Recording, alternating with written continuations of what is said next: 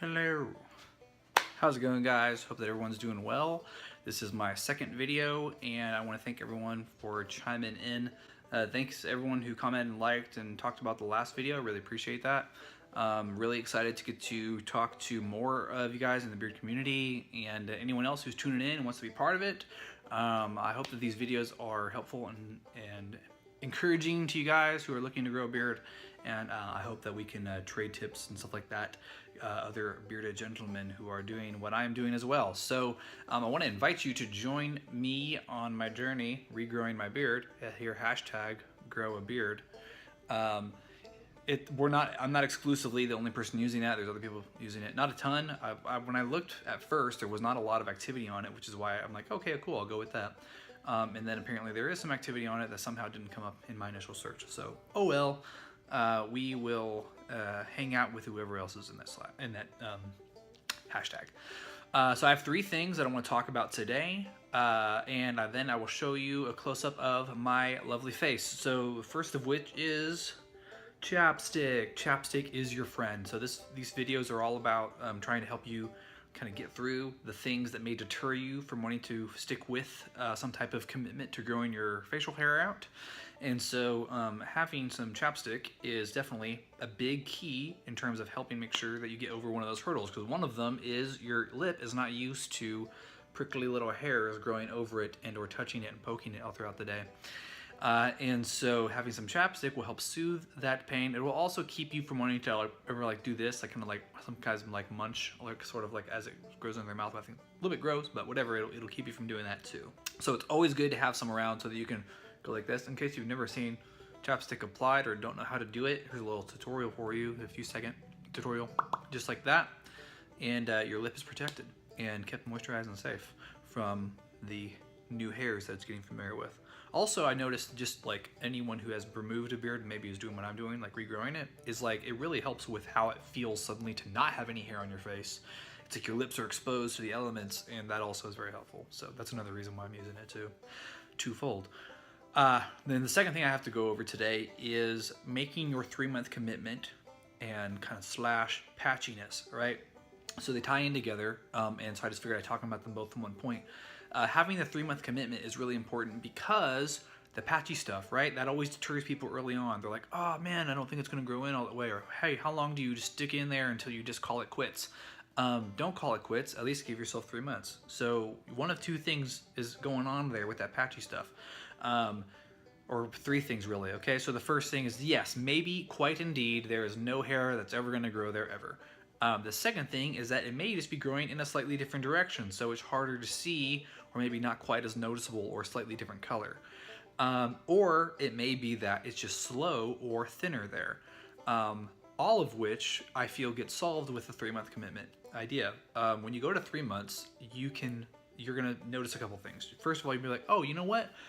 I gave that guy enough time now that spot's coming in. So cool, don't have to stress about it, my beard's gonna look all right. It's just coming in a little bit slower, it's coming a little bit thinner. The second thing may be, indeed, yes, no hair is growing there whatsoever. And so in that case, you're gonna be at 3 months and you'll see more of your other hair has grown, you'll not have focused on that patchy spot so much, and you may realize that it's actually not that big of a deal. Again, like I said in the first video, this is all about learning more about yourself physically, obviously, and some quirks that you have or maybe are wanting to get past. And the 3-month commitment, it lets you kind of realize maybe how much that's not a big deal. That patchy spot doesn't really matter because when the rest of it's growing out, it's barely noticeable. Or maybe it actually adds an interesting shape to your face. I know some guys are bummed because they have patchy spots right here, or there's nothing grows right there. Guys who have full beards and no patchiness right there would love to have a little bit more dimension to their beard. They don't have to chisel it in themselves to have kind of that cool drop down look on the mustache. So it's kind of like if you want curly hair, you want straight hair, and vice versa. So I would say give yourself at least 3 months before making any kind of decisions about the patchiness and how that affects the total look of your beard. Maybe it actually makes your beard look more unique, or maybe it actually adds a dimension that it's like one of those quirks that you just it's like the runt of the litter. You're just you know what, I like you, little guy, kind of like that sort of relationship. So my last thing is naming your beard. So you may think this is silly, you know, but I think that it is fun and it gives some type of attachment to it. I first named my beard actually when I was getting rid of it. I was just like, oh man, I miss this guy. What will I call him? And the name Bartolomeo was born.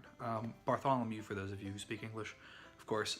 So yeah, having the beard name kind of gives you like some, like it's like who you're rooting for, Bartholomew or Bartolomeo, or you're rooting for whatever you decide to name your beard.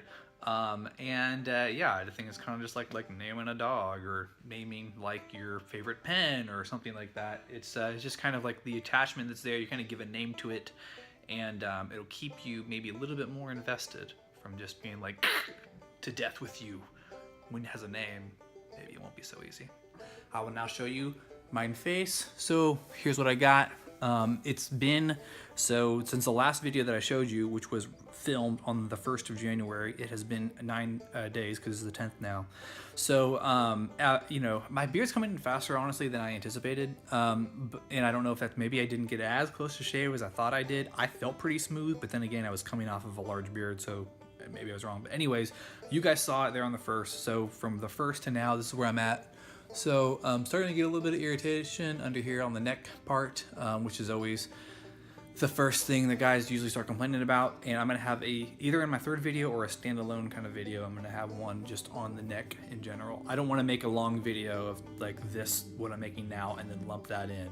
So the 3rd video is either gonna be just about the neck, or I'm gonna have, like I said, a standalone spin-off video of just the neck, because there's a lot to be said about how to do it. And to be clear, I am not growing out a beard like in the purest sense, like, oh, I'm not going to touch it at all with a razor or scissors or anything like that. I definitely am. What I am doing is growing a beard in a way that I can provide tips and helpful insights and stuff like that so that you stay on board. And this is the way that I've done it so that I've stayed on board through, you know, the twists and turns and ups and downs. So these tips are not going to be about how to, you know, just man through the itchy stage and never cutting any hair or anything like that. I definitely am. And so that's what this is going to show you, stuff like that. How I make it look nice and presentable and get rid of and get over the difficult or irritating or frustrating points, how I work through those. Like I said, starting off with Chapstick, we're gonna talk about the neck later and the other stuff. I wanna give a shout out to my boy Simple Man for him sending some people over my way and talking a little bit about my channel. Really appreciate it, man. You guys need to check him out as well. He's got some good stuff, not just about beards, but other stuff as well on his YouTube channel. So I definitely recommend you guys check that out. That's all I got for you guys today. I really want to thank you all for tuning in. Again, please, I would love to interact with you guys here in this chat or in this hashtag. You can tweet me at I am Danny Coleman, which is at I am Danny Coleman. That's my Twitter handle. Or obviously, I love seeing stuff in the comment section below, and we can interact there and talk and chat. And please send me any kind of questions that you have. I'm in Reddit, and I'm asking some questions there, and I will be bringing some of the questions that I get from Reddit to here. But I would also, if those of you who are not Redditors, if you would please give me your comments and suggestions. And also, too, I know there's plenty of ways that I can improve this. That's probably a big reason why I didn't do this a long time ago, was because like I knew that there was like to do a really good YouTube video series or whatever, you'd have to do all this.